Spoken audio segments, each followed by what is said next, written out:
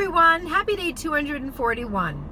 This morning, after I dropped my boys off at school, I headed over to Holy Trinity Church for adoration before dropping off Father Andrew's lunch and going to Mass at 9. I pulled into the parking lot around 8 o'clock. There were a few more cars there than usual. I assume it's because of the terrible shooting that happened at the elementary school in Texas yesterday. Tragedy always seems to bring people out. When bad things happen, people turn to God to pray and to look for answers. As I sat in my pew, gazing at the Blessed Sacrament, I began thinking to myself, what about all the good times too? Praying isn't just for times of trouble, it's for times of joy also. Trust me, I do my best praying when things aren't going my way. It's so much easier for me to stay connected to God when I'm uncomfortable or in pain. But because of this journey, I have learned to pray no matter what is going on in my life.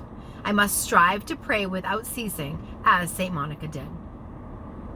After I sat quietly for a while with my thoughts, I decided to take out the Marian consecration book I'm reading, 33 Days to Morning Glory. Some of the ideas in this book are really hard for me to wrap my mind around. But I know it's exactly what I need because I feel like I'm being pushed out of my comfort zone.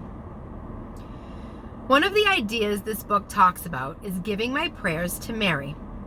So instead of praying specifically for individuals, it wants me to give myself completely to her, which includes my prayers.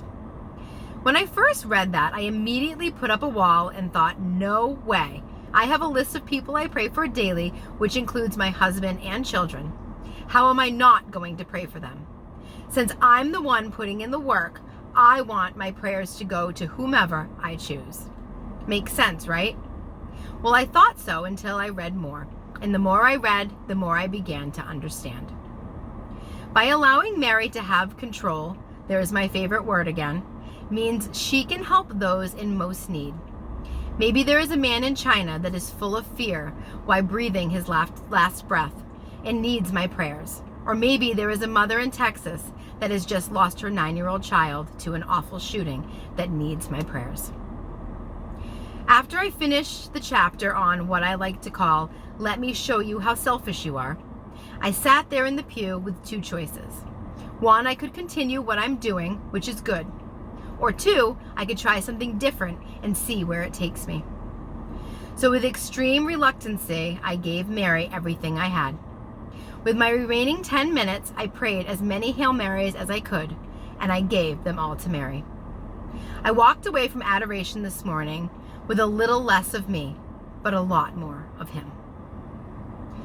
I hope all of you out there have a blessed day 241.